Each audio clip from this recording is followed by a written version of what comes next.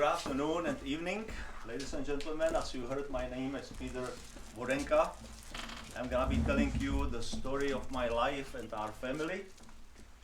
This is the true story. It happened to four of us. I was born. Okay, I haven't did it for a while, so I'm gonna be a little bit rusty. I was born in communist country of Czechoslovakia. The Czechoslovakia doesn't exist anymore, but that it was. And it's a small country in the middle of the Europe, and which we have borders with East Germany, Poland, Russia, Hungary, Austria, and West Germany at that time. Now, can everybody hear me okay? Yeah. Can everybody understand me? My grandfather. Yeah. I hear that a lot. You know, it's kind of funny story because when we came to America, we came in 1983, and we have $600 in our pocket, two little children, clothes on our backs, and we didn't speak any English. And we were learning English as we were living with the people. And eventually it came to the point about 2 years later that I was really proud of myself. You know, I thought I speak perfect English. I actually don't hear my accent. And I'm talking to you right now, I sound to myself, I sound just like you do. Like I said, I understand everything I say, you know. I don't know what is a big deal about that, but it's not until I'm video recorded or tape recorded when I can hear myself from outside. And then I go, wow, this is worse than I thought. I wish I can turn it on and off, but I can. And you know, another funny story. Americans are really friendly people.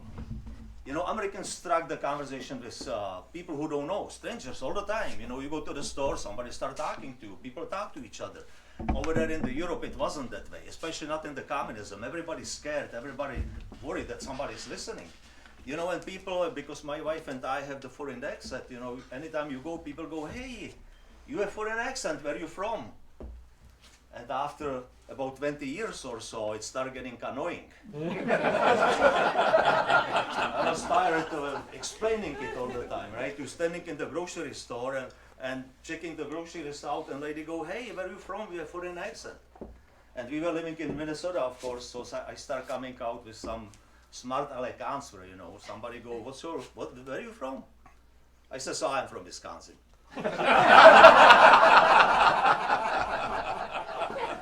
Or some other smart aleck answer. Anyway, go back to the story.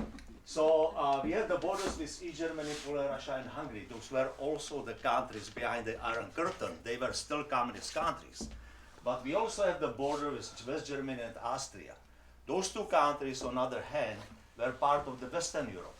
They were the freedom for us, but we could not go there. And since I was 17 years old, I have strong desire for freedom. I want to go to America. I heard that people in America have freedoms. Freedom of speech, freedom of political belief, freedom of religion. Those are those big freedoms. We talk about them a lot, quite often. We understand them. But people in America have lots of other freedoms, which they don't even know they are the freedoms.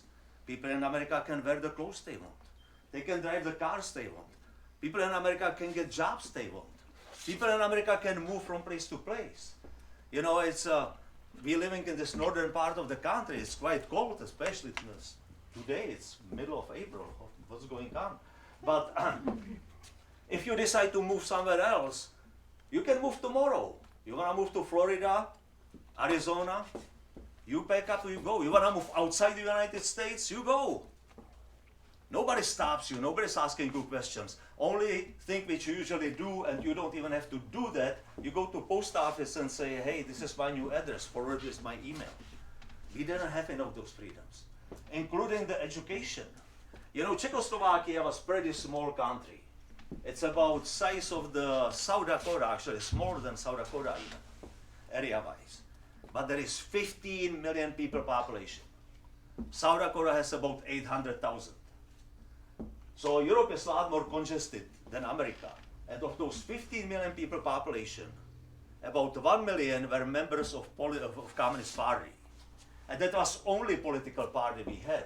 Because there were other political parties before the communists came to power. There was like 9 major political parties. And once they come to power, they outlaw all the other political parties. If you belong to any other political party than communist, you end up in gulags.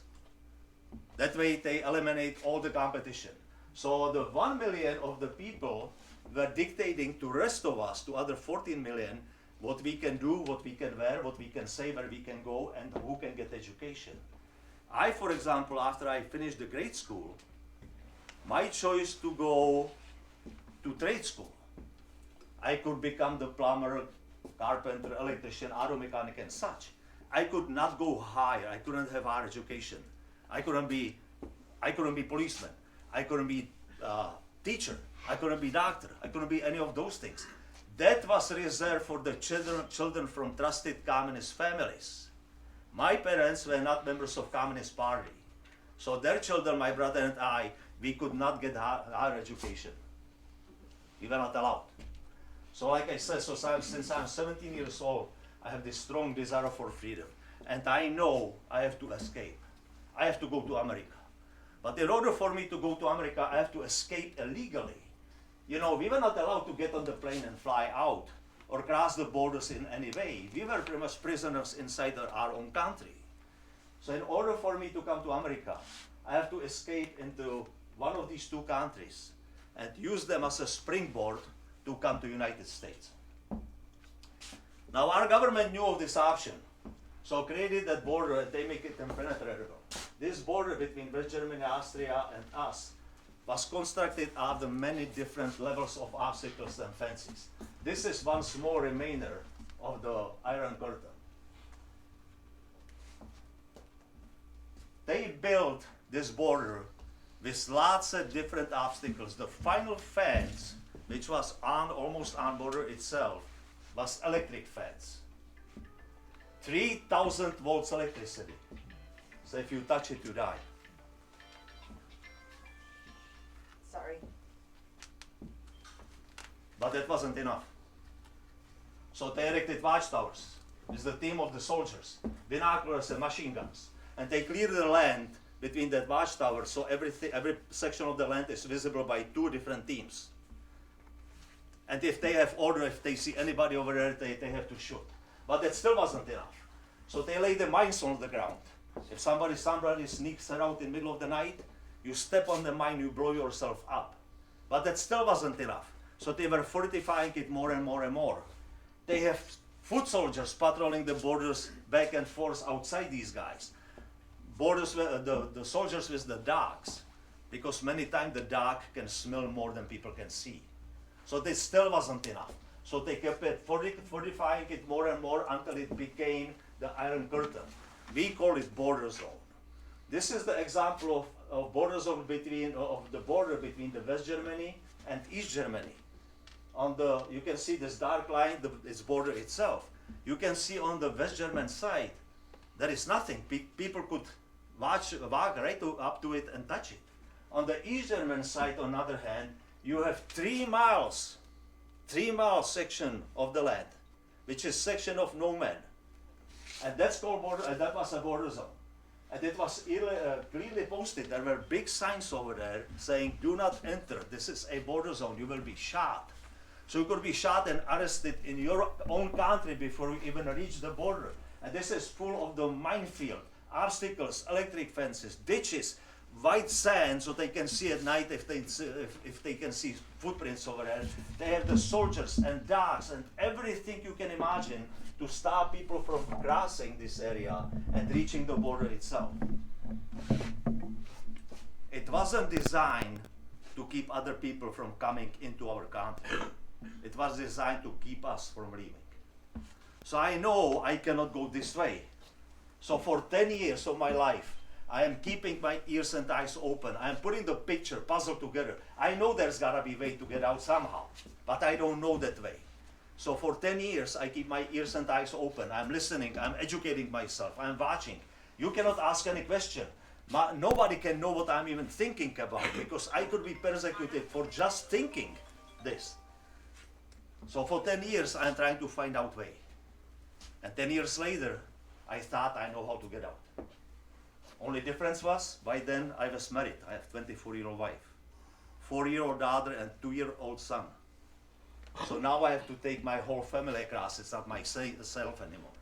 And what I find out was the communist country of Yugoslavia, which was also a communist country, but the president, World War II General Marshal Tito, many of the older people heard his name in the past, who became afterward president of Yugoslavia, but he never succumbed to Russians as much as the rest of the Eastern Europe. Russians were our big boss, big control. Russians didn't trust them and he didn't like them also. And it was still communist, but he kept a little bit more freedom for his people. And one thing which I find out was that border between Yugoslavia and Austria to the north, or Yugoslavia and Italy to the west, is not as tight as our borders. Yes, there's supposed to be fences over there also, but there's supposed to be sections of the land which did not even have fences, in rugged areas, along the swamps and rivers and mountains. Just the border guards patrolling it back and forth on the foot. So I'm thinking, okay, we're gonna try to go to Yugoslavia. And if we get a chance to get there, we will try to sneak across the border from Yugoslavia to Austria, probably in the middle of the night. Now I'm saying we will try to go to Yugoslavia. As I was telling you before, we were not allowed to leave our country. But we were allowed, if we were approved, to go to Eastern European country. We could never go to the Western European country. So we applied with our government in summer of 1983, and we told them we would like to go for 2 weeks vacation at the Adriatic Sea. Now our applications have to be approved by government.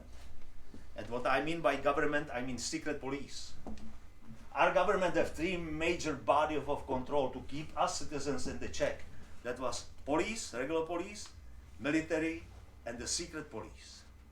Regular police and military people, they wore uniforms. We can recognize them, we can see who they are.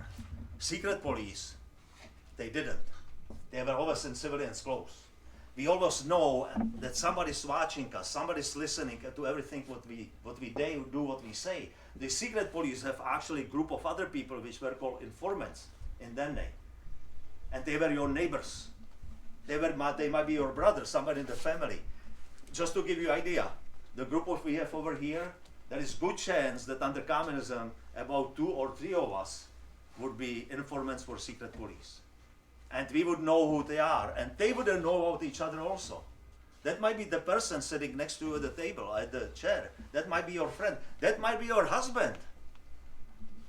And all what they did, they have a regular job. They were living their lives like everybody else, and they were watching their neighborhood. And they are watching a certain amount of the houses in their neighborhood. And if somebody is doing something slightly unusual, they would inform on you to secret police. And now you would be watched by the secret police themselves, the professionals. So secret police was the baddest and scariest body of control.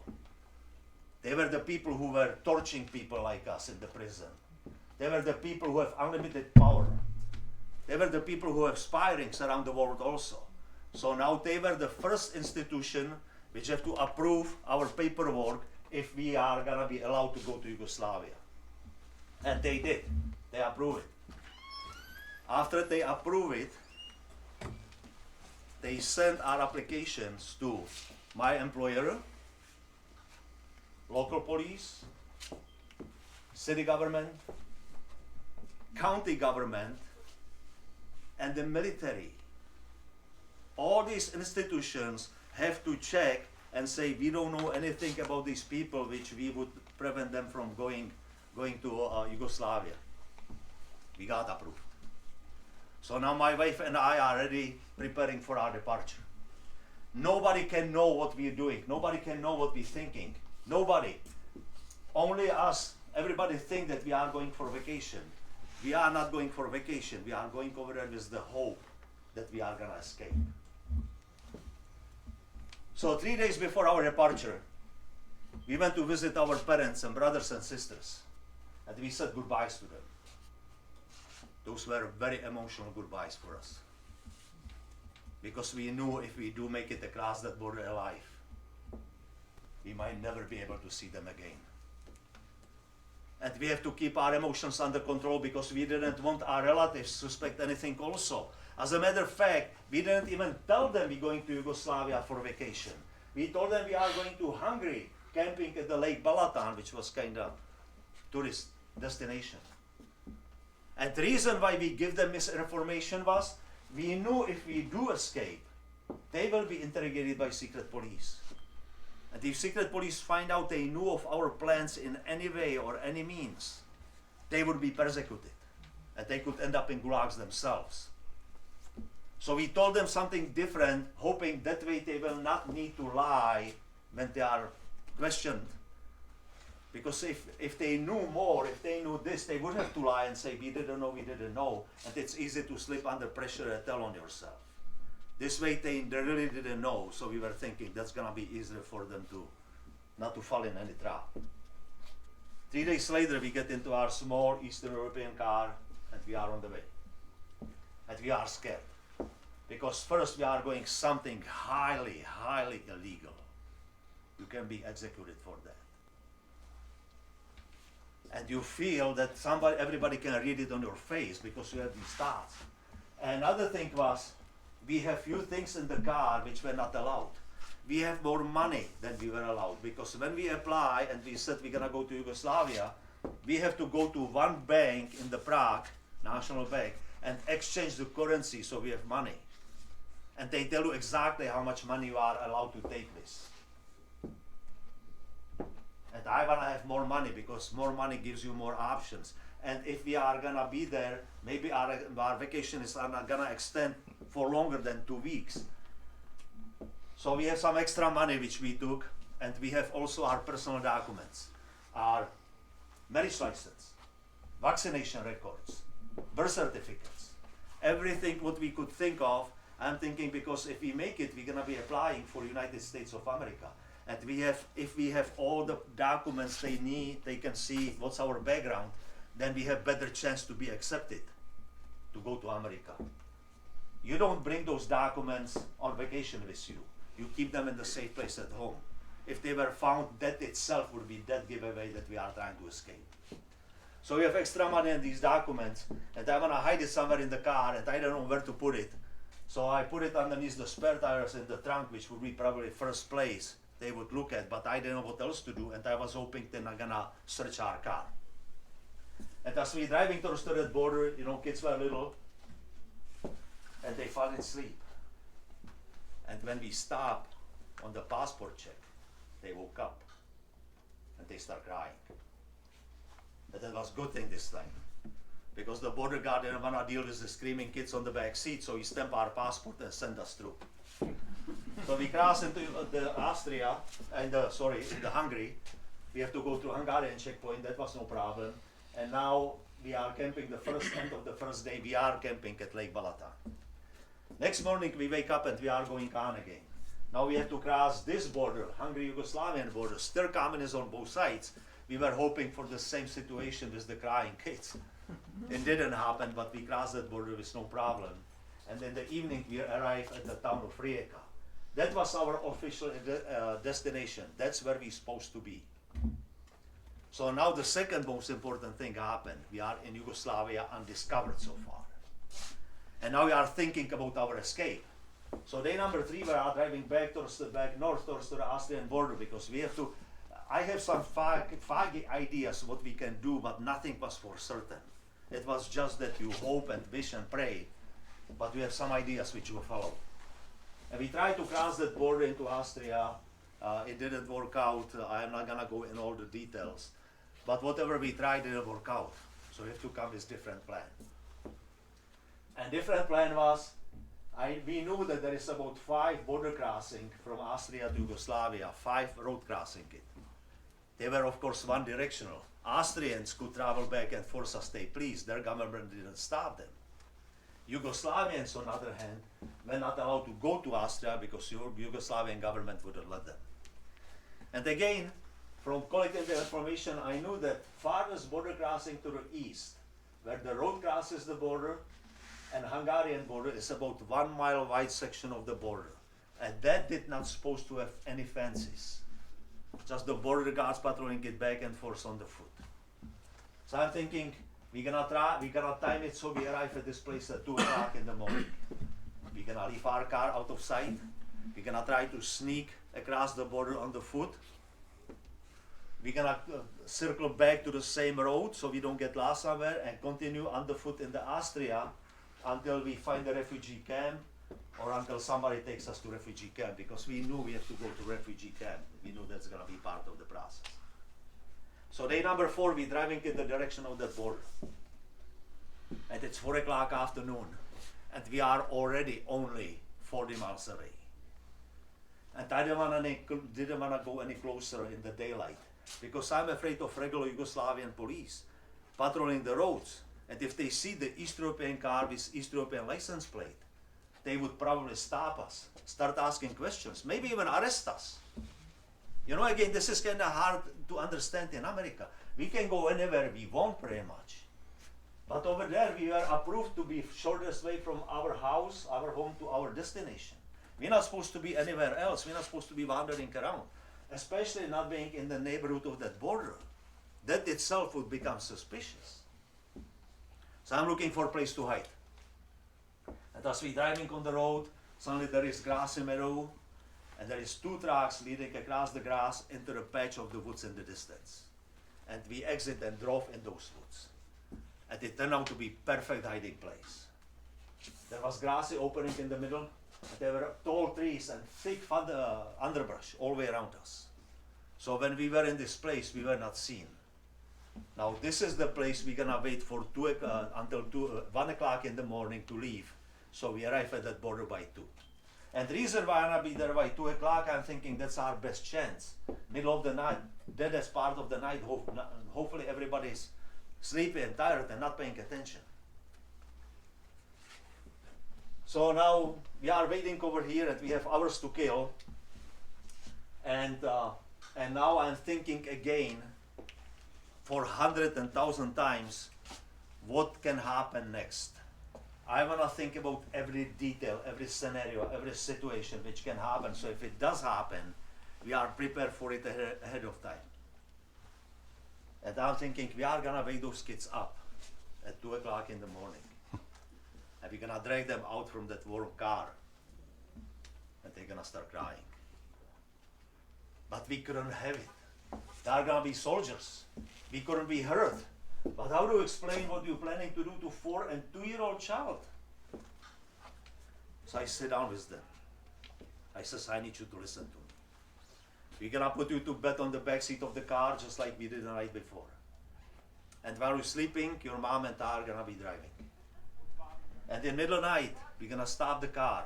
We will leave it. We have to walk on the foot away from the car. You will be very tired. You will be very sleepy. And you will want to cry. But you cannot cry this time, because there might be some bad people. If they hear us, we can get into trouble. I didn't want to scare them too much with the bad people, because I'm thinking I scare them now, and that's what's gonna make them cry. When they wake up at the middle of the night and there is nothing but the darkness with bad people over there. So we put them to the bed, fully dressed. We just took their shoes off, and they fall in sleep. And now Lily and I are thinking what we're gonna do next. Until this moment, we were hoping that maybe, just maybe, we're gonna make it across that border with our car. Therefore, we will have wheels for the transportation. We have to find the refugee camp. Who knows where it is? Plus, we would have our camping gears, food, spare clothes. At this time, we decided we're not gonna even try. We already left everything what we worked for behind. And now we're gonna walk away from our car and everything what's in it. And again, you know, this is kind of hard to understand in America. If something happened in America, tragedy, somebody's house burned down, or disappear in the flood, or some tragedy happened, that's not the end of the world. People in America go to help.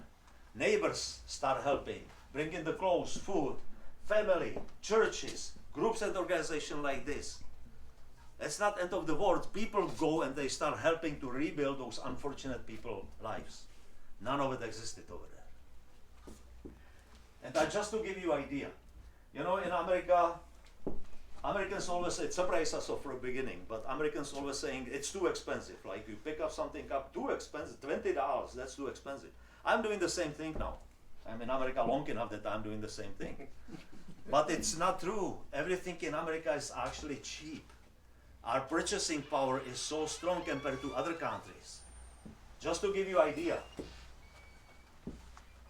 1 kilogram of beef in the store, if it was in the store, because most of the time it wasn't. Under communism, there was nothing in the store most of the time. 1 kilogram is 2.2 pounds of beef. It costs as much as my 8 hours labor. Working for 8 hours whole day, when I was done working, I have enough money to go to store and buy 2.2 pounds of beef. Gasoline sucks, right? It's expensive now. But still it's not really that bad. We were buying gasoline by liters. 1 gallon is almost 4 liters gasoline. It cost me 4 hours of labor to buy 1 gallon of gasoline. 4 hours of labor. I have enough money to go and buy 1 gallon of gasoline. So if you imagine, I don't know, in America, average wage is, if it's $15 an hour average wage. Imagine it would cost you $60 to buy 1 gallon of gasoline. That's how expensive everything was. And we are leaving everything behind. But we know we have to bring something with us, right? So we decided what is most important. We're leaving everything behind. And I'm gonna be carrying our dual boy in my hand. My wife is gonna be holding our other hand. So we have only one hand each free to carry stuff. What is the most important thing to take now when you're leaving everything what you own behind? Papers. But we also decided the kids are little. We need spare clothes for the children, spare clothes. So we took one of the bags which we have, which have good solid shoulder strap on it, and we stuff it with the kids' clothes. That was the biggest and most important luggage which we have because, little children. So I was gonna carry it. You can see it's not really that big compared to size of my house, my hand. I keep thinking about this when my wife and I travel somewhere and we're going through the airport and she's got this luggage behind her. You can put the dead body into it if it's necessary. And the time this was our biggest luggage. Then we decide to take one of our sleeping bags. That's in on case with the handle on it, so it was easy to carry. And the reason why we decide for a sleeping bag, we didn't know what's gonna happen next. If we survived at night, we might be who knows what's gonna happen? We might be hiding during the day, traveling at night. Who knows what? We felt we need something more for the children. So Lily was gonna carry that. And then she had another bag with just our camera in it, all the papers, all the personal documents, extra money, and small precious stuff. But now we know we need the spare clothes for ourselves also. We are going into unknown for who knows when, for who knows how long. We need spare clothes for ourselves, but we have no more free hands. Try to go on vacation to Mexico or Canada or anywhere. Go to vacation to Arizona and bring nothing. Not toothbrush, not spare socks, nothing. So we have no more free hands to carry anything, so we thought about that hard and then we came up with this idea. We're gonna put on everything double. From socks to underwear, pants, clothes, shirts. That way we can carry the spare clothes on our bodies without occupying our heads. So we had it all prepared, laid out in the car, so we know exactly where it is and how to take it, the clothes were on our bodies, and we are waiting for that 1 o'clock in the morning. And we are waiting. And we are waiting. And this is the longest night you can imagine. This was the night, after 10 years of my life, when I was praying and wishing and dreaming. This is the night. And anything can happen. Anything could happen. So you cannot sleep. You were trying to doze off, kill the time somehow. I'm looking at my watch probably every 15 seconds because anytime I look at it, it seems to be same place it was before. I'm putting it to my ear, listening if my watch is still ticking. And as we're sitting and waiting in the car, again, I am through my mind, I am thinking about every situation and scenario which can happen. And there is something I need to talk to my wife about. This subject was in my head for about 3 months now. since I find out that we are approved. But I never find the right time, right moment, right words, enough courage to tell her what I need to tell her. I have to tell her now before we arrive at the border. I'm running out of time. And I says, listen, I know you're scared. And I don't want to scare you even more. But one thing we need to be prepared for. One of us might get shot tonight. Or break leg. Or maybe simply just trip and fall down. If any of that happen, that other one has to keep on going. Because if we get caught all together, that's it, that's the end of everything. We heard that our government have the 10 years automatic prison sentence for people who try to leave the country. And because we will become political criminals just by our action, we will be serving it at gulags. Mining the uranium mine, in the uranium mines, that's where the political criminals were. Mining uranium is the bare hands. Not too many made it out alive. And then they would take our children away.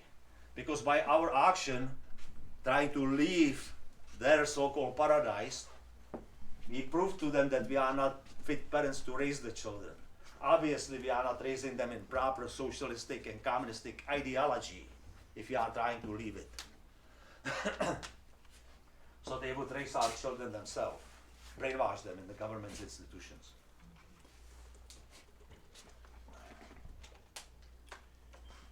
So I told her, if we get caught all together, that's it. That's the end of everything.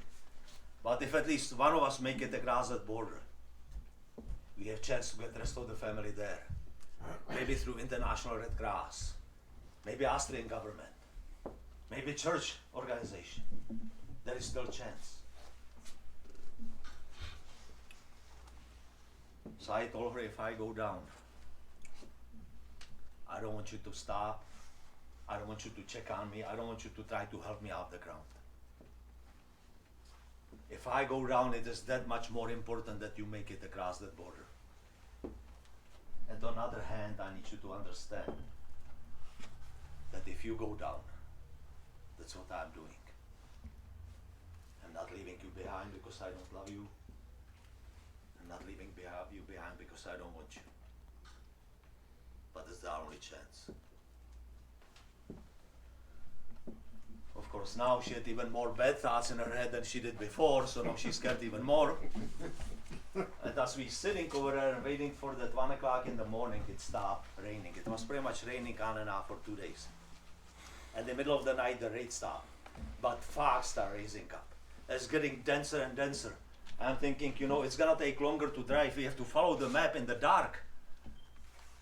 I don't wanna get lost in the fog somewhere and arrive at that border too late when it's already daylight, or not arrive at all, arrive at the wrong place. So it was 12:30. I said, let's do it now. We need a little bit more time. I started the car, drove out of the woods, across the grass. We turned on the road, and now we are on the way. Now tension in the car eased up a lot because we are busy doing something. I'm driving the car. She had map on her lap with flashlight. She's checking every intersection, every exit, every town and village we're driving through, making sure we are on the same road, on the right road. And as we're driving for some time, it started drizzling again, but it knocked the fog down, so now visibility improved.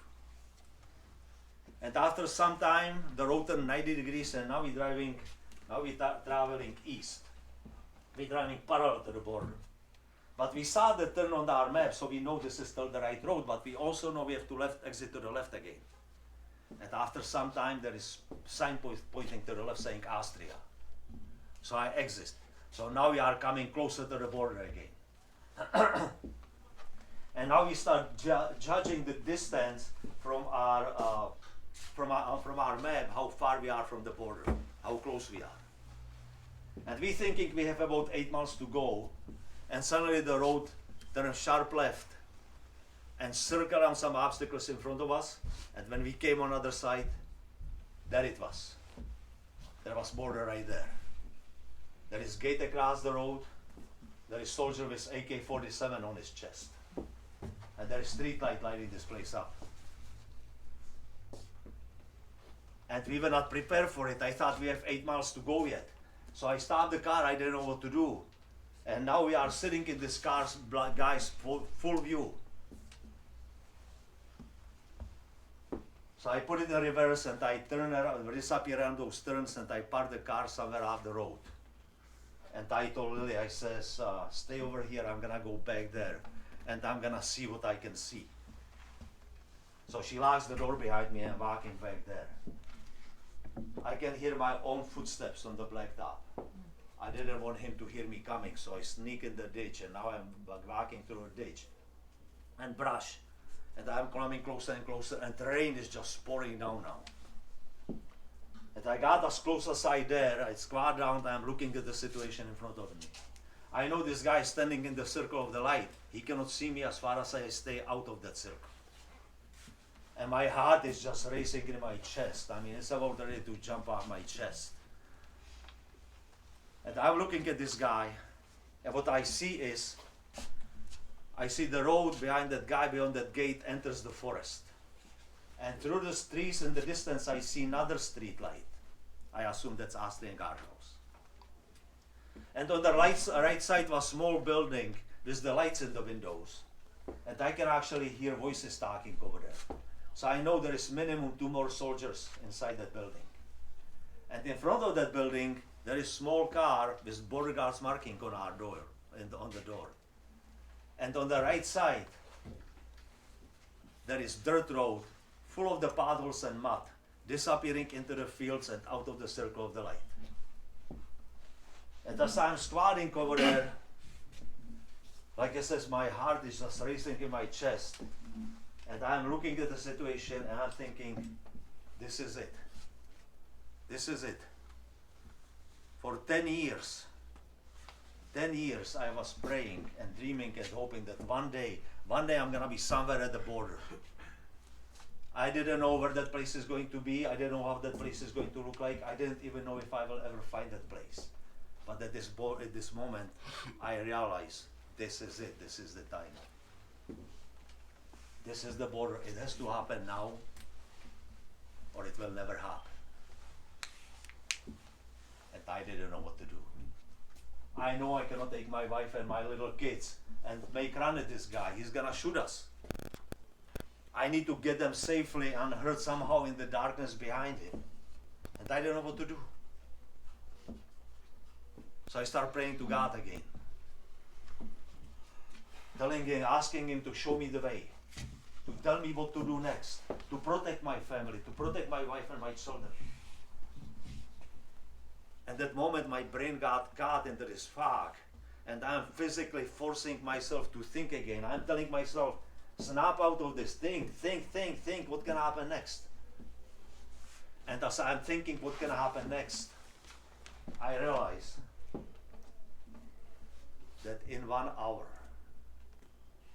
within next hour, one of the 3 scenarios is gonna happen. Either we're gonna be laying on the ground bleeding from the gunshots, or we will be in the handcuffs and starting the dreadful way back home and future in the shackles, or we will be free. I didn't know which one of those scenarios is gonna happen, but every one of them is gonna change our life forever. I keep saying that we live 2 lives, and that was the precise moment when our first life was ending, and the new life was about to begin. And that new life is any one of those 3 scenarios is gonna go totally different direction. Nothing will be same ever again from this moment on. There was one more thing I could have done.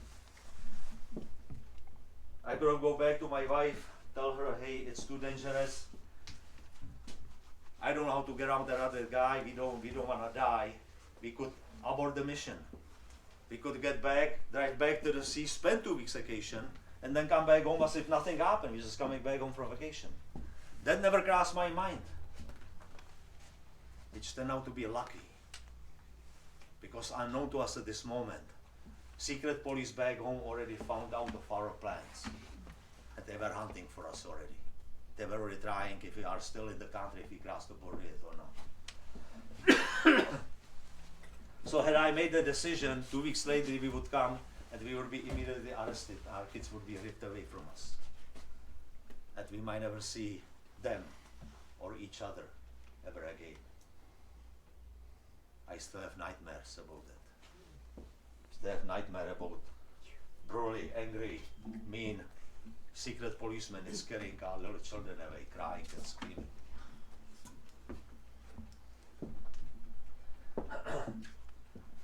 I walked back to my car, I told Lily, this is it, let's do it now. Let's wake the kids up. So she woke the kids up. We put the shoes on them. I remind them about not crying. They were not crying, they were dizzy and confused, 2 o'clock in the morning. But they were not crying. I start the car, get back on the road, and now we are coming back there. Only this time we know what's waiting around the corner. And when he came around these turns, now we are driving directly towards to this guy with the AK-47 on his chest. And I am expecting him to swing that rifle down and start shooting at us any moment. Again, you have to understand, we were raised in the police state. As crazy as it sounds, we were not afraid of criminals. We were scared of police. Just the sight of the man in uniform or police car on the street, tie your stomach in the knots and shorted your breath. And now we're driving directly towards the guy who I know have orders to stop people like us for any cost. And I'm telling myself to stay calm. He's looking directly into my headlights right now. He cannot see the model or license plate of the car yet. And we are coming closer and closer. In the last minute, I turned the dirt road. And now we are slipping and sliding and driving into the fields. And the thought which came to my head was, our cover is already blown. They know we are here already. So I'm gonna drive on that road for some time, leave it, hustle to the left, and hopefully we're gonna cross that border before anybody realizes what's going on. And as we're driving on the slippery road, we can see on the left side where we need to go, there is something growing in the fields, and it's about waist deep. And the rain is coming down in the sheets right now. I'm thinking this is gonna be really hard for us to walk through it. It's taller than our other head who is gonna be walking. Plus it's gonna be really muddy because it's raining, pouring for 2 days. So I'm driving farther, a little bit farther, a little bit farther, a little bit farther. And then hoping something's gonna change. And then that field stopped. A new field started. Something was just sprouting out of the ground. And there was about 10 feet wide strip of grass separating those 2 fields and leading in the right direction. I'm thinking this grass is gonna be solid enough for us to walk on. So I stopped the car, shut the lights off, turned the engine off, left the keys in ignition. We jump out the front door, we open the back door, grab the kids, grab the bags, and we start walking on this grassy strip which we cannot see because this is the darkest night you can imagine, pitch black night. But I can feel it with my feet. I can feel solidness of the grass. And with all my preparations and thinking about every detail, every scenario, every possibility, there was one thing I never thought about. And that's a dome light in your car. When you open the door, the light goes on automatically. And they were watching. They see the car driving into the fields. It was about 2 o'clock in the morning. And when we opened the door, they must have seen us taking bags and kids. And they figure out we're gonna make run for the border. We make about 5-10 steps away from that car. And that lit up guardhouse behind us in the distance just erupted with the activities. Voices start screaming commands. Dogs start barking. The car engine roars. And stays coming, slipping and sliding, coming in our directions. We can see somebody carrying the spotlights, leaving that building and moving across. I'm assuming this guy is running along the border. He's trying to cut us off. So I hoarsely whispered in the darkness behind me, run as fast as you can. And we took off running. And first I'm running with everything I got because now our only chance is to cross that border before they come close. Before they catch us. So I'm running with everything I got, and I'm thinking I can run a lot faster than my wife and my 4-year-old daughter can. So I'm forcing myself to slow down. I don't want to run away from them. I don't want us to lose each other. And as we're running on this grassy strip, like I said, we cannot see it. But every step, with every breath, with every cell in my body, I am praying and wishing and hoping for the goods. Because when I was looking at the gate earlier, I saw the forest behind the gate. I'm thinking if we make it to the forest, we're gonna be across the border. In the meantime, the car stopped behind our car, and there's 2 more spotlights on our trail. And they are closing in. They could run a lot faster than we could. They didn't carry little children. And they know exactly where we are because of location of our car, and this grass is stripped. But luckily for us, the rain is coming down so hard at this time. It's coming down in sheets. It's like torrential rain. And those spotlights are being blocked by the rain. The rain is reflecting those lights. They know we are there, but they cannot see us at this time. But it's just a matter of the time. As we're running, suddenly there is no ground under my feet, and I'm falling headfirst in the darkness. And we landed in the water. I stood up. Luckily, the water was only knee deep. My son fell off my grass, but I picked him up, and he still wasn't crying. I picked him up from the water. The bag which I have on my shoulder a little while ago fell off, but it's right next to my foot. So I grabbed the bag. I wade through the water, and there is a hill on the other side. I can see, I feel I'm going up to this wet, soggy, steep hill. And in the meantime, I'm listening for the sounds of my wife and my daughter behind me. And there is nothing there. It's quiet. And I'm thinking, she heard me splashing down below, and she's afraid to get in the water. So I'm hoarsely whispering in the darkness, there is water here, but don't worry about that. It's only knee deep. Get in the water. They are coming. And still no sounds. I'm thinking, she's scared of the water. I'm panicking. I'm saying, get in the water. Get in the water. You know, when this happened, we haven't discussed this for many years. We didn't talk about this for a long, long time. It happened. It was part of our life. But then one time I was talking about telling this story to somebody. And when I come to this point when I'm telling her, get in the water, she says, I don't know where you were telling me. I was right next to you. You are telling me to get in the water. I'm thinking, why I'm right here? I have no clue how she made it, and I have no clue how come I didn't hear it. But we get to the top of the hill. There is a little bit grassy opening, and there is the woods, and we bolt into the woods. But we are not slowing down because first, we don't know if this is border, and second, we don't know if they're gonna stop. So I keep running through this forest. And because it's pitch black, I cannot see anything. I'm afraid I'm gonna run into the tree trunk with my son's face or my own. And anytime there is something holding me back, I'm just breaking through it. With my chest, I'm just breaking through branches and brush and everything. And as I'm trying to get through it as fast as I can, suddenly my son started crying in my hand. And I told him, remember, this is what I was telling you yesterday. You cannot cry right now. And he stopped. As soon as I said that, he stopped. It wasn't until next morning when the daylight came. We saw they had a really good scratch on his face.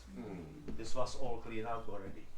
But it went across his nose, through his cheek, into his ear, and he had actually dry blood all the way down to the collar of his shirt.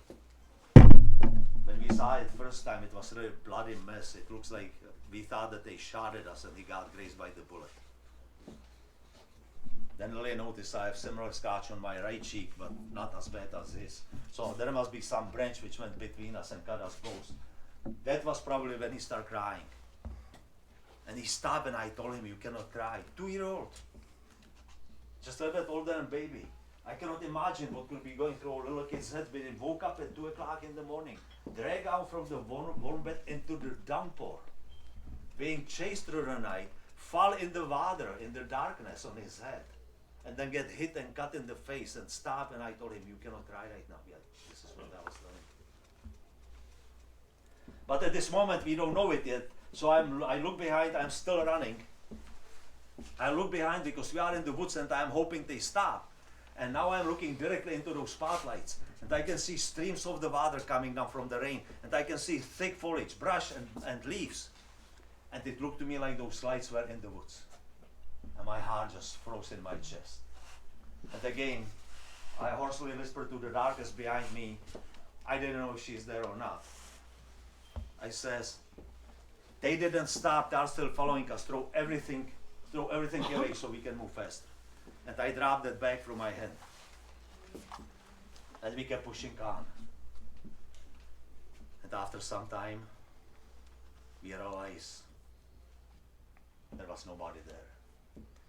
No more dog barking, no more lights, no more voices, just pitch black night and forest.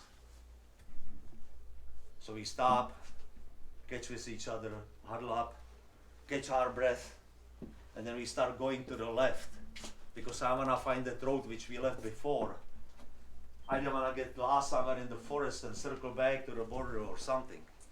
So we are going in the, and it's still pitch black. We are going in the direction I think that road is, and we come to the edge of the forest, and there is meadow out there, and we stop at the edge of the forest. I don't want to get exposed out of the forest, out in the fields.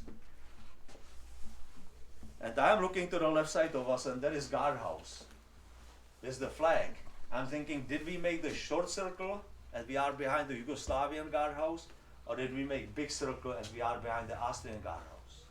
And I'm looking at the flag which is displayed over there, and I'm kicking myself in the butt because I didn't educate myself enough, and I didn't know how either one of those countries' flag look like. I asked Lily if she knows, and she didn't know either. So we still don't know if we are across the border or not. I guess our brains and hearts didn't catch up with each other yet.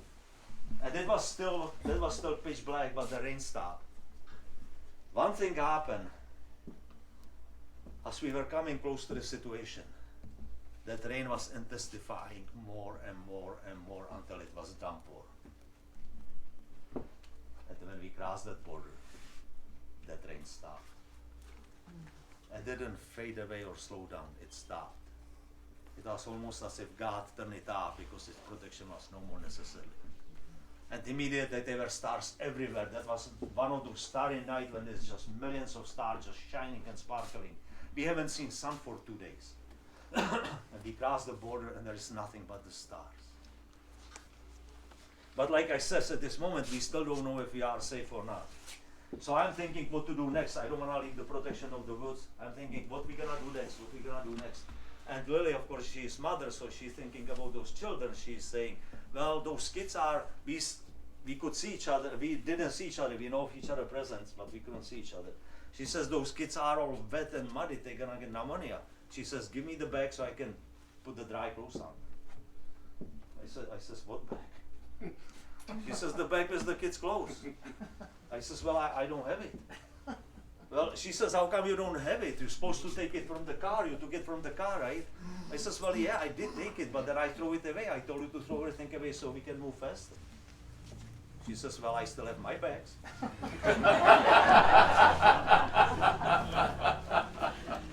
Which was lucky.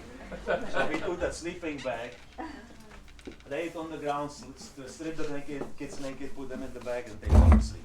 Thank you. And now I'm thinking what to do next. Now this is the night of June 21st. This is the longest date and shortest night. And it's about 4 o'clock in the morning, and I'm starting to think, you know what? The sun is gonna start coming pretty soon. There is gonna be dawn pretty soon. And so I'm thinking we need to get away as far and as fast as we can before the daylight comes. So now in the hurry, I'm telling her, okay, let's go. We have to leave. We have to go out of here. She says, yeah, what are we gonna do with the kids? I says, I'll carry them. So I grab the bag, throw them over my shoulder. I couldn't believe how heavy those kids were.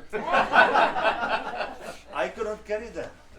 We had to wake them up, put the wet, cold clothes and shoes back on them, and they were still not crying. They were whining, but they were not crying. We crossed the grass, get on the road, and now we are walking away. Now, sun is not coming up, but it's getting a little bit lighter. And we are looking around us. And suddenly it was one of those beautiful, crisp and fresh early summer morning. After that horrible night, raining, it's just perfect, beautiful, just gorgeous, quiet, peaceful morning. And there is no town or anything. There is a couple of farmhouses on the right side. And as we are walking along these farmhouses, the door opened. And this old guy come out of the house and he walks in the barn next door with the milk bucket. He's going to milk his cow. And when he opened the door to the barn, the cow moves. And we noticed the colors around him. Everything was colorful. We couldn't believe how colorful everything was. And we realized that first time in our life we realized that we used to live in the colorless country. In communism, everything is gray, everything is run down. There is really not too many colors. And all these signs, and they have flowers, those places, you know, typical German buildings with wood decorations, scarf underneath the roof and around the windows and doors, and they have flowers in the pots outside the windows and on the fences and in the yards. And everything was so peaceful and so beautiful that finally it dawned on us that we are free, that we made it. That dream which I have most of my adult life, I didn't really believe it's gonna come true. It did, it came through, and we are all together, nobody's missing and nobody's seriously hurt. We had nothing, everything we own is in our hands and our bags, but first time in our life we felt free. And our spirits were just floating on the clouds. We are the happiest people you can imagine. But as we're walking away and it's getting lighter and lighter, I'm still thinking about what we're gonna do next. Lily, she's still thinking about these children. That's the difference between fathers and mothers. That's why it's supposed to be family. She's thinking about those children, and now we can see them. And she says, look at those kids. They are all muddy and dirty. I don't know whether I'm gonna be able to wash their clothes. It might be days, it might be weeks before we end up with the roof over our heads. We need the bag, she told me. I says, well, I threw it away. I'm sorry. But she keep pointing those kids out. She says, look at those little poor kids. Look at them. We need to go back and find that bag. At first I says, no way. I'm not going back there. And then more and more I'm thinking about that, more I'm realizing that yes, I do need to go back there. Yes, I need to find the bag. And if I'm going, I might as well go now before we get too far away and before there is full daylight. I says, okay, I'm gonna go back. But we have to stay over here. And when the police come, you have to explain to them somehow that I'm here too. We actually were used to see police all the time, so we are assuming that Austrian police is gonna come and hoping they will take us to refugee camp. But we didn't speak German. So I told her, you have to explain to them that they have to wait for me, because if we get separated now, I don't know how I'm gonna find you. She says, okay, so she sits in the ditch, kids collapse on her lap and fall asleep. And I'm walking back to the danger, walking back to the darkness. I'm walking back to the bad society, bad governments, bad, dangerous people. I'm thinking, my heart is racing in my chest again. I'm thinking, how am I gonna find the bag, which happened to be green color, which I dropped in the middle of the forest in the middle of the night? There is no way I can find this bag. And I'm thinking, you know, if I come to the edge of the forest when we originally entered it, I should be able to see the difference between those two fields. And I might be able to line myself up with the direction we were running. So now I'm sneaking through the woods. Now sun is up. You can see those golden rays just shooting through the trees. And I am about as close to the edge of the forest as this wall is from me. And again, I'm afraid to leave that forest. And what I can see over here, I can see the foot-beaded path by the soldiers. In the distance, I can see the Yugoslavian guardhouse. But what I cannot see is those two fields. Because now in the daylight, I saw how that border looked like. When we were on the grassy strip, that border was man-made water channel. So there was about 10 feet high berm going up, deep down in the ditch filled with the water, back up another berm, there was open land and the woods. So as I am standing over here, I can see that outside the forest, I can see that first hill. I can see the second hill, but I cannot see over them, they are higher than I am. So in order for me to see those fields, I would have to expose myself, slide down for that water, climb that second hill and look over it where those two fields are. I'm thinking, I'm not gonna risk this. I'm not gonna expose myself. We made it. I'm not gonna risk that they're gonna shoot me now or arrest me now. And if they do, how long is she gonna be sitting in the ditch with my children before she realizes I'm not coming back? And then what she's gonna do? So I'm thinking, you know what? We have to do without that bag. We will find a way. So I turn around and I'm walking from that border for a second time. And I walk about 100 yards. And that bag was laying right in front of me. I never forget the sight of it. It was just like this. It wasn't tip over, just like I said it over there. And in the middle of this bag, there was snail. Brown snail with the cream color spiral on it. And I can see a little tiny, about 1/8 of the inch wide, slimy trail behind that snail, and it climbed up and stopped behind that snail. And that slimy trail and that snail was just shining and sparkling in those first sun rays like band of silver.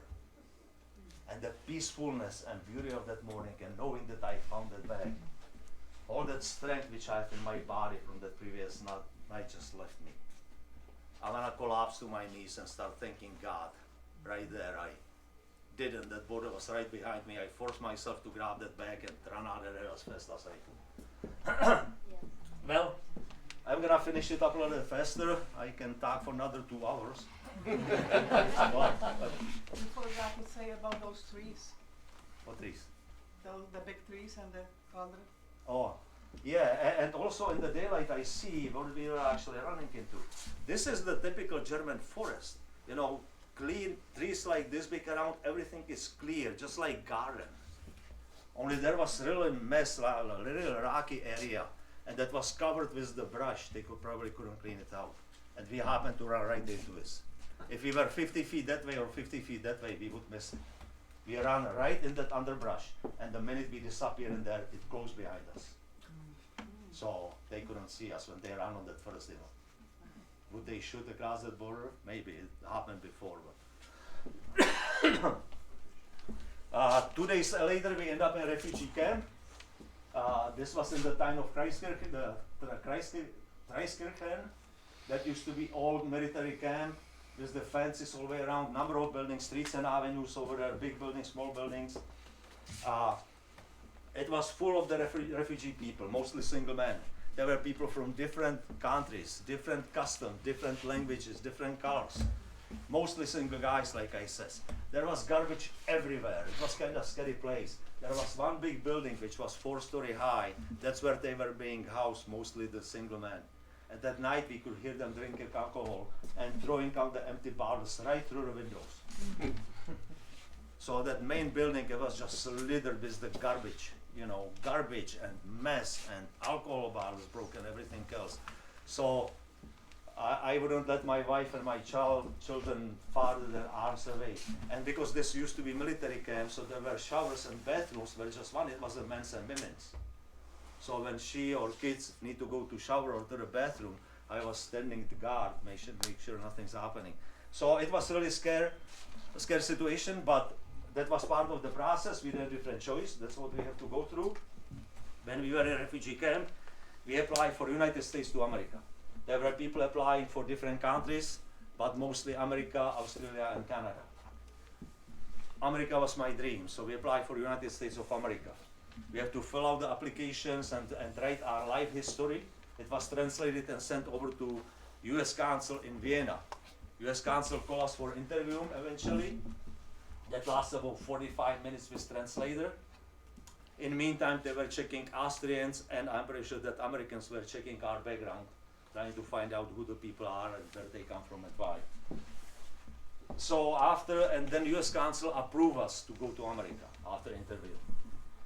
They send us to doctor, make sure we are all healthy, and then we still couldn't leave unless we have sponsor in America. They don't just let you to come over here and go here, get off the plane and go. Somebody need to be waiting for you. We went through a refugee camp in 2.5 months. It was, according to people there, all-time record. Nobody went through it so fast. There were people there for 2 years already. There were people who committed suicide in that refugee camp. There were people who turned the alcohol. There were those, because none of us really could go back home because we broke the law, and the punishment would be horrible, possibly even execution. And those who cannot leave that refugee camp, you are living between the two worlds. You cannot build your future. You're spinning the wheels. You are living day by day, wasting day after day after day. So some people every morning they wake up with the hope that today is the day and my paperwork is gonna come. And that hope die every night. So some didn't make it. Some killed themselves. Some people were denied over and over, nobody know why. They were denied 5 times from Australia, so they applied for America, got denied also. They applied for Canada, got denied also. Nobody know why, there must be something in their background. Reason why we went through it in 2.5 months was unknown to us. We were sponsored by First Lutheran Church in Beach, North Dakota. Unknown to us, people in the church decided to sponsor family from Czechoslovakia with little children. Reason why they want family from Czechoslovakia? Because these two ladies, they were sisters, they were members of congregation, they were born in America, but they were Czech descendants. They both spoke fluently Czech. So they figured out somebody's gonna be able to communicate with us. So pastor called the immigration office and he says, we wanna sponsor family from Czechoslovakia with children. They checked the computer and we came up. So unknown to us, we have sponsored before we even went for interview with US Council. So once we were approved, we could go right away. This picture was taken on the church step for local newspaper. Happened to be on September 11. We arrived in Beach on September 8th. So on this picture, we were in America for 2 days. You can see how little those kids were and how young we were. We made it. These were our first baby steps in our better life and better future. There were many of those who didn't. Nobody will ever find out how many people died trying to cross those borders. Because communists ignored this. There was now never reported, there was never documented. Because according to communist propaganda, the socialism and communism is the best system there is. It's like living in the paradise. People are supposed to be breaking fences to get in, not dying to get out. That didn't fit their picture. So nobody will ever find out how many people died trying to do the same thing which we did, or how many people were caught and disappeared in the gulags, never to appear again. Our story happened in 1983. In 1989, the Iron Curtain came down. And the new government, this monument is monument to victims of communism. It's right in the Prague. Some of you probably were in the Prague before. Ken was and others. This is right in the middle of the Prague.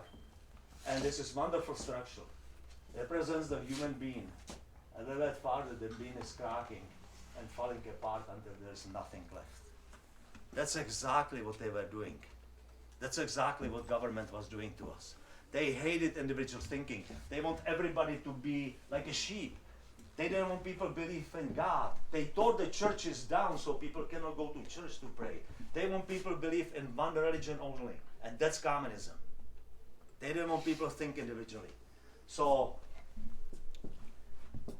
so those people, even people who are not arrested, your mind eventually get erased more or less. You stop being individual. You just being one of the sheep being run that way and that way and that way. And also those who disappeared into gulags eventually faded away from their families. So this is incredible monument. It's very good. You know, we Americans have one incredible document, and that's called United States Constitution. That United States Constitution gives us a right and protection. Us people, right? It gives us the right. It doesn't give us the right. Those rights are actually God-given rights. But United States Constitution to put it in the words for us. And every amendment in the Constitution, from freedom of speech to freedom of religion to freedom of political belief to freedom of assembly, everything which is our right, every one of those things is highly illegal in the communism. You could be persecuted or killed for every one of them. Freedom of speech? No. Not only that we cannot say what we want, they actually have the law that we can be persecuted for our thoughts.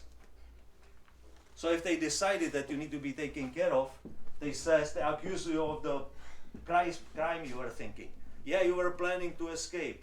You were planning to blow out the government. You were planning to blow out the bridge. You were planning to burn the factory down. And they could actually persecute you. They would persecute you just like you did the crime itself. Freedom of religion. Like I said, they tore the churches down. I was going to school and they were teaching us to ridicule the people who might want to believe in God and go to church. Actually, in my hometown, we have pretty nice church over there. And only people who were there usually for Sunday sermon was a group of maybe 20 old ladies. They always come in the black. They were widows, pretty much, and they come over there, and those were the people who went to the church only. Freedom of assembly. More than 6 people together would be arrested for illegal assembly, unless it was family. So again, it gave them right to burst anywhere in the group like this, and anywhere arrest people and throw them in the prison. The prisons, communist prisons, uranium mines were full of the very dangerous people. There were priests, ministers, preachers, professors. Intelligence of the nation was rotting in the uranium mines because communists were afraid of intelligence, because those people think of a different way than people on the street. Everything what we have right was illegal over there. We need to understand that. You know, and that the United States Constitution is written for us. It's not written for presidents or senators or politicians or Washington DC or somebody. That's for us. That's our Constitution. That's right. To be protected from who? From oppressive government. We need to send them a message that hands off our Constitution. It's not yours to massage it, destroy it, ignore it, or do whatever with it. That's not yours, it's ours. Hands off. And because you went into politics, we send you to Washington DC or to the state, and you swore on Bible that you're gonna protect the United States Constitution, upheld and protect it, and then you're not doing it, we're gonna hold you responsible for this. We're gonna expose your voting record so people can see how badly you're voting. Like SSR story happened in 1983. We risk everything we have, including our lives, to be free here in America. We left everybody we loved behind to be free. We left everything we worked for to be able to be here, to have what you want. You know, none of us is naive. Believe it or not, there is lots of people around the world, they think if they come to America, they're gonna be rich immediately. We know that's not gonna happen. We know we'll have to work. But we were willing to have what you have. We want your opportunities and we want your freedoms. That's all what we want, to be left alone. America is the last island of the freedom in the whole world. If we lose our freedoms over here, there is no place to go. We cannot live here to be free somewhere else because there isn't. And freedom can be taken away from people by two means. Usually it's by oppressive government, chipping it away in the small increments, which we see every day. Today we have less freedoms than we have yesterday, and tomorrow we're going to have less freedoms than we have today. We see the government chipping away, taking it away from us. Or the freedom is taken away from people by some military coup and by political coup. We see it in Chile, we see it in Venezuela, we see it in other countries when there is coup and everything, revolution, everything is gone. We see it in Cuba. When Fidel Castro came to power, it took 1 month for him to come to power. About 1 month of revolution. And they are still not free. 50 some years later, they are still not free. In my home country, Czechoslovakia, prior to World War II, there wasn't Eastern and Western Europe. There were European countries, similar standards, different languages, similar living standards. And then World War II ended and they draw the line across the Europe. And these people were in the West and these people were in the East. And we were unfortunate to be in the East. You know how long it took for communists to take, because Czechoslovakia was just like in America. Free enterprise, private ownership. People own the land, farmers own the land, somebody owns the building, somebody owns the apartment building, somebody owns the restaurant, just like in America. Czechoslovakia was just like in America. And then communists came. You know how long it take? 1 week. It took 1 week to transfer whole country from just like in America into nothing. No human rights, no private ownership. They people who have the factory or production lines or something for 3, 4 generations. They have to hand it over to government. If they were lucky enough, they were not killed, but they were working in the factory for low wages on their own assembly line, like everybody else. They level the field, you know, it's kind of thinking, well, how they can do that, right? There are people who are successful, there are people who own something, there are people who don't own anything, right? How they can do it that quick? They did it very simple. They destroyed the money. Because there was money, we have the money, and they says, okay, from now on, the money is no good. We're gonna start printing the new money, new times, new money. So if you have $1 million or if you have 1,000,000 crowns, in the store, you couldn't, in home, you couldn't go and buy the toilet paper for it because they wouldn't take it. There was no use for it. So they took the people who were successful, people who were rich, people who might have coffee can full of the cash underneath their bed, and people who have nothing. And one night, pretty much, they leveled the field. Everybody was starting for the same low wages. It doesn't matter to have the bank account with whatever. And like I said, and they confiscated all the media, and they start, the propaganda started. In 1 week, they destroyed the country. In 1 week, they took over. And like I was saying before, the minute they come to power, they outlaw all other political parties. Illegal. And then they start taking people of the intelligence, arresting them and throwing them in the gulags, just to make sure that these people wouldn't do something. When we came to America, we didn't speak English. I was telling clearly I'm gonna do any work, any the most disgusting, worst work. Like I said, we came on September 8th, and I was dictionary. I was pointing everybody work to people in the town. And somebody knew the pig farmer who need the farm help. So September 15th, 7 days later, I started working for pig farmer for $3.35 an hour, minimum wage. So I was working 9 hours a day, 6 days a week, just to bring enough money to support my family. But I was looking for a better job. And 3 months later, I found a better job. So I give my 2 weeks notice, and I start job for $4.50. And I was looking for a better job. And anytime we were looking for better jobs, when we found it, we give our notice. We were building our life that way. Just like the old days. We came over here for same reason, like your ancestors. Some of you might have pictures of your great-great-grandparents who came over here to America. They were just like us. They might have a little bit different mustaches than we do. They might have different clothes, but they were just like us. And they came here for the same reason we came over here. To be free, to be left alone, to have opportunities, and build their life, go and work. And if you work and you build your family, you're building the nation alongside with you. If you are successful, nation is becoming more successful. For same reason. Maybe their coming to America was not so dramatic, but they probably didn't speak English when they came. All their position was in their hands. They may or may not have children, just like us. We did it for the same reason your ancestors did, to have a better future for themselves and for you. They didn't know how you're gonna look like, or you're gonna be, but they did for you. Like I said, our story happened a long time ago. This is our daughter who used to be 4-year-old at the time. She graduated from college with a degree in graphic design. She has 6 children. They are a little bit bigger than on this picture. The youngest one now is 8. The oldest one is 22. And so, they work, they contribute to society. Our son joined United States Marines after he finished high school. And he was mobilized and sent to Iraqi war 1 month before the war started. They were camping in the deserts of Kuwait in the Camp Matilda, which was just tent city built by our military.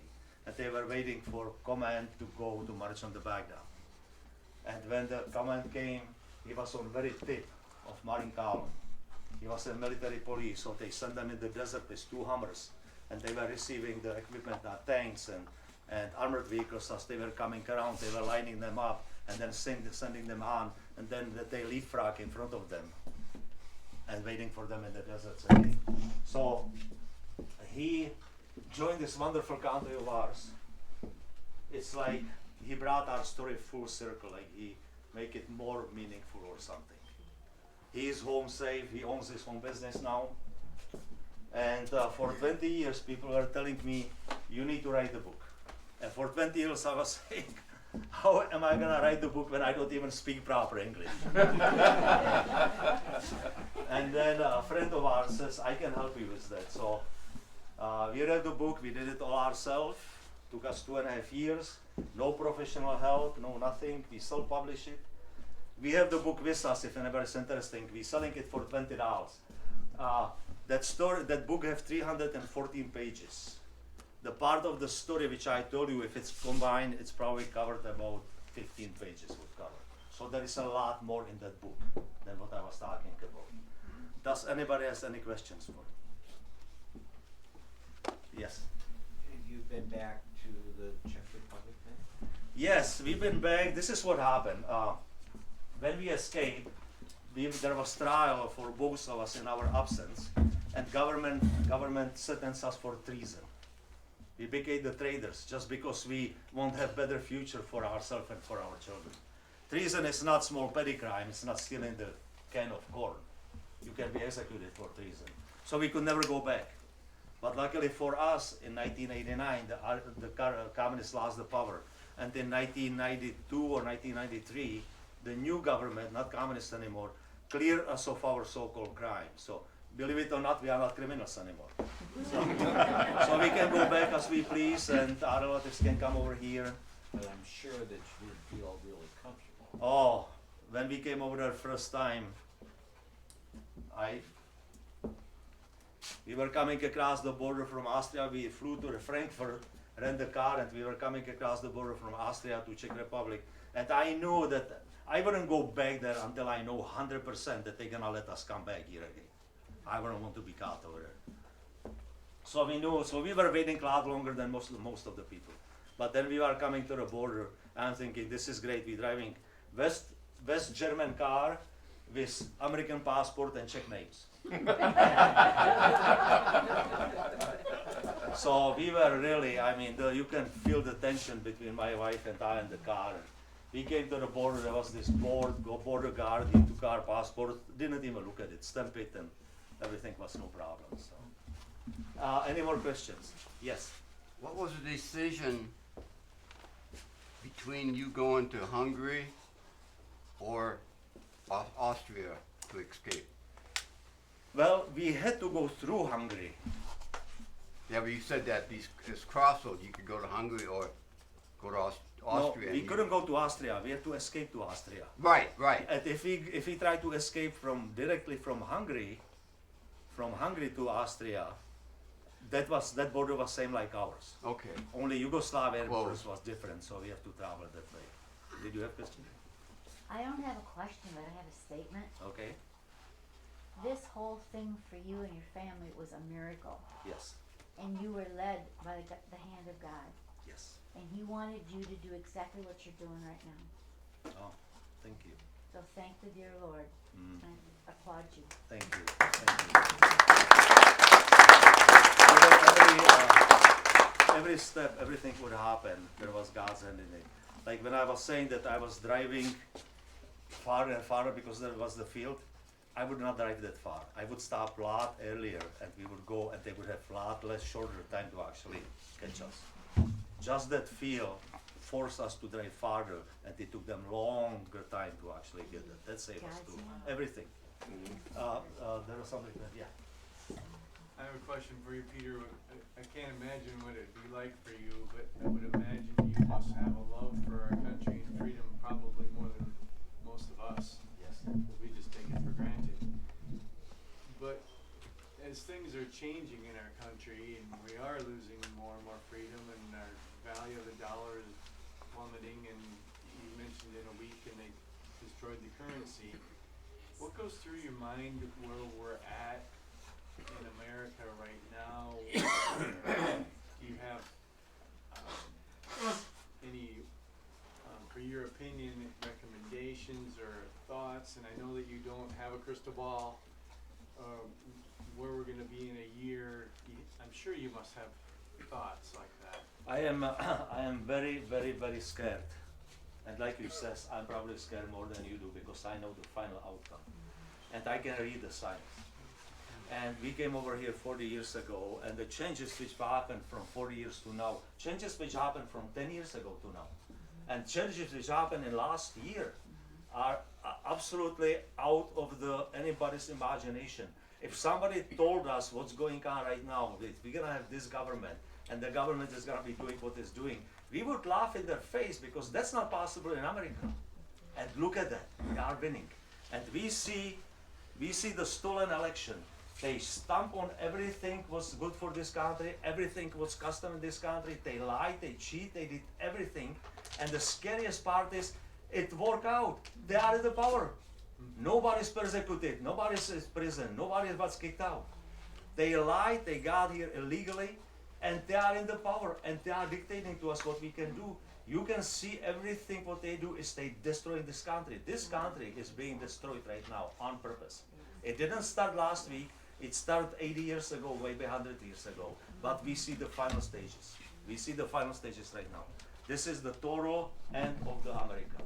We have to pray, and we have to start holding our politicians in accountable. Yes, that's what it is. Yes. There's very few righteous leaders in our country. Yes. And if they were righteous, they could have fixed this. Right. But they're giving in. They're like elephants being led around by Democrats in a circus. Right. Really. Yeah. Because they had the power to fix it. Right. And they you know, haven't. I have to tell you one thing, and I really hate to do that. I could see this coming because I was living there. I could see this coming. When Donald Trump was elected president, it got away from them. They were not planning on it. They were not expecting it. They thought that Hillary is gonna win. So they were really surprised. And now my friends and everybody are saying, hey, what do you think? You know, Trump's president. Now 4 years, he's gonna be president 8 years. The country is gonna get so good that people will be voting, you know, conservative people all the time. You know, from now on we got it. 2 weeks after he was elected, I was saying, I hope you are right, but don't count on it. I says, what's happening now behind the scenes, the machinery which are starting right now, so it never gonna happen. We never gonna have conservative president ever again. I says, we cannot even imagine what is going behind the scenes. I saw it 2 weeks in the office. I was predicting that he's not gonna be president anymore. They will never allow that, and I was right. And that's not just this thing. I predicted so many things, and I was right with every one of them, and I hate it because I wish I am wrong. I wish I was wrong, and I wish it didn't happen, but I see it really bad. What? Okay. Yeah. What news do you keep? What keeps you current? What news do you use? You know, I am not really watching news much anymore. Like It's just, we watch Rumble and things like that. Right, Do right. you have any? you know, everything what's happening in the news is, I know it without listening. I am getting so frustrated just to listening to it because it's like I have such a helpless feeling. So I was destroying my own health just getting upset and about this stuff. I know fully what's going on in the news, but I tell you what, I don't even have TV. I just couldn't handle it anymore. Yes. Why don't you tell them what you told us this afternoon over at Ken's when you talked about the media, the propaganda, when you went back with your brother, and was it your aunt or uncle or something? When you told them about the vaccination? Tell these people that story. Our biggest enemy is the media. Because media is rotten liars. The media used to report the things as they were happening. There used to be frightening. It's not anymore. They hide what they don't want us to see, and they show us all the bad, and if they don't, then they create all the bad. They create all the lies, and they're feeding it to us. And lots of people, when they see it on the TV, they believe it. What I was talking about, the power of the media. And my relatives back in Czech are still, the media is not as bad as over here. It's getting worse. It's not good, but it's not as bad. We are leading the charge over here. I went to Czech last year to see my mom. My mom's gonna be 95 years old. So I start going, since I retired, I start going every year. Of course, 2020, I couldn't go because of the COVID. And 2021, I heard the European Union had a ban on Americans. You cannot go over there because obviously our media are painting the picture that everybody around the world think that we are dying on the streets walking around. So they wouldn't let Americans in there. And suddenly I heard on the radio that they're gonna lift the ban. I'm thinking, hey, that's my chance. And 2 weeks later, they really lift the ban, right? So I'm thinking, okay, I need to go now before something changes. I called the Czech embassy, and I says, what do I need? Because I wouldn't vaccinate myself. I wouldn't let vaccinate myself. Not even have the when they put those wooden sticks up to your brain. I wouldn't have that on either. So I called the Czech embassy and they told me, you don't need anything right now. You can just go. No vaccination, no test, no nothing. I'm thinking they are wrong, so I called different Czech embassy in the Washington. They said the same thing. So, okay, to make long story short, So suddenly I'm traveling to the Czech. I call my mom. I says, Mom, I'm coming. She says, well, are you vaccinated? I says, no. She says, you need to be vaccinated. I says, no, Mom, they told me I don't. She says, no, they are just watching news right now. They're saying that everybody, the vaccination, everybody must be vaccinated to coming in the Czech. And she's telling me there is this guy telling the story on the news that his daughter was coming from America. She wasn't vaccinated. So they took her on the Czech airport. They took her from her plane, put her on another plane, and ship her right back, right? I says, Mom, the embassy is the government. They telling me I don't need anything. No, that cannot be. I am watching it right now, right? So I arrived over there. I didn't need anything. I just walked through like no big deal, right? My brother and my mom were waiting for me at the airport. They said, so did you get vaccinated? I says, no. I says, well, how come you are over here? I says, Mom, I was telling you they don't require anything right now. She says, no, that cannot be. That's wrong. You kind of walked through them and you didn't even notice them, right? I was there for 6 weeks. For 6 weeks, all of them, even younger, my nephews, believed that I snuck out somehow by mistake. They didn't believe me. They believed the media. They would not believe me. I was leaving the last day, and my nephew, who is 48 years old, was telling me, well, man, you were a little lucky you snuck over here like this. That's power of the media. You have some questions? How did you get out of the Auditory military service? I would rather not to talk about it. Okay. Well, let's put it this way, in the communism, every man 18 years old has to go into service, mandatory service for 2 years. I just absolutely hate the thought that I'm gonna be there with the communists, because anybody above the private actually had to be communist. So everybody was communist above the privates. And I just could not stand the thing that I'm gonna be there with those idiots, and then if something happened, and Czech go to the war with America or something, I wouldn't be able to shoot. I would probably jump and would probably fight the other way. I don't know. I just couldn't stand the thought. So I did. Do you think that your dad standing with the government helped you in some of this non-conformity that you had? I don't know. Yeah, Well, your probably. dad wasn't in the government, but he worked. He was important to the My dad? communists. Right. Yeah. No, my dad was absolutely Right. incidental Right. to opening my eyes to see through the propaganda, see through the lies, and everything else. But do you think that helped you with staying away from like the army and stuff, that your dad was so important? Yes, I fully believe it. Yeah. Okay. And like I said, I have the strong desire for freedom.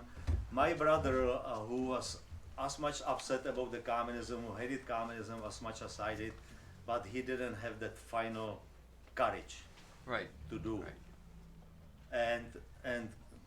And I know that my brother was upset with me because we are really close. We have same beliefs. We told each other everything. I didn't tell him about trying to escape. Right. I didn't tell him to protect him, like I said, because Yeah. I know he's gonna be interrogated. And I think that he kinda, in the back of his mind, he was not holding it against me, but he was kinda questioning why I wouldn't tell him, because we were so close. So I explained to him maybe 20 years later. I says, you know what, I did it, and I explained to him reason why he didn't know it also, just for his own protection. Yes. I just wanted to say that my wife and I have learned a lot over the last 2 years, and one reason why is because we haven't watched television over the last 15 years or so. We don't watch any local networks, and I'm sure people here know this, but there are networks out there, and I don't know how many, but there's several that will tell you the truth. Mm-hmm. Totally different than anything else you hear anyplace else. Yeah. So I don't know. Yeah, there is few of them. Yeah. There's few of them. You know what? surprised me. I was 17 years old, I'm 78 now.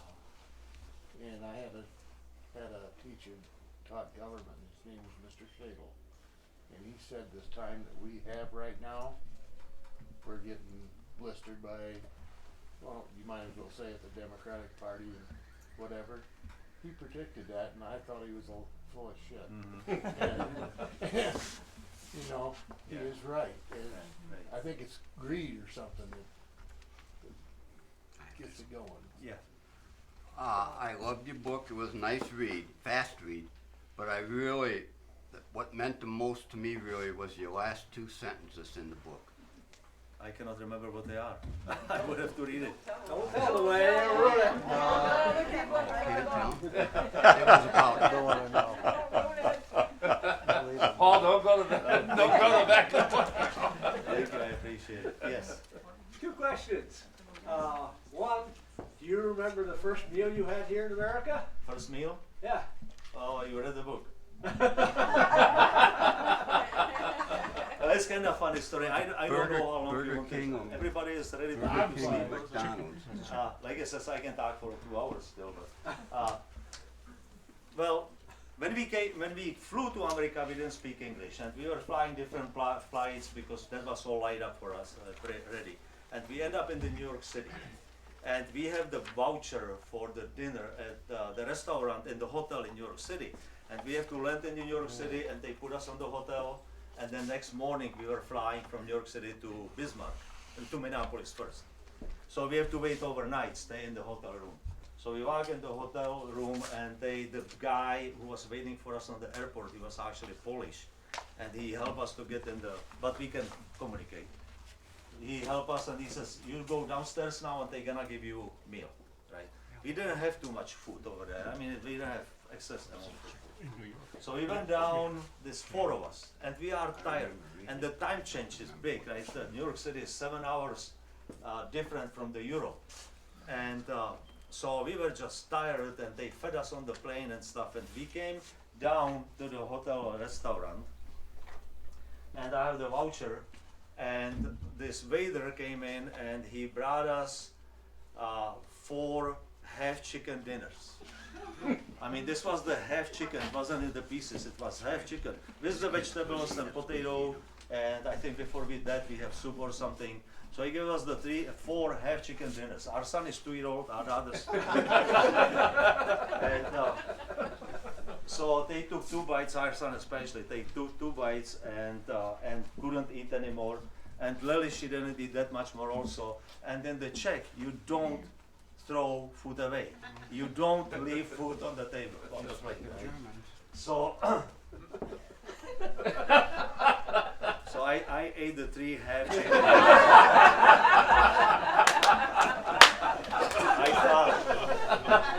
I thought I'm gonna die. I couldn't make it back to my room. I mean, I was like this. I was out of the bread. I was sweating.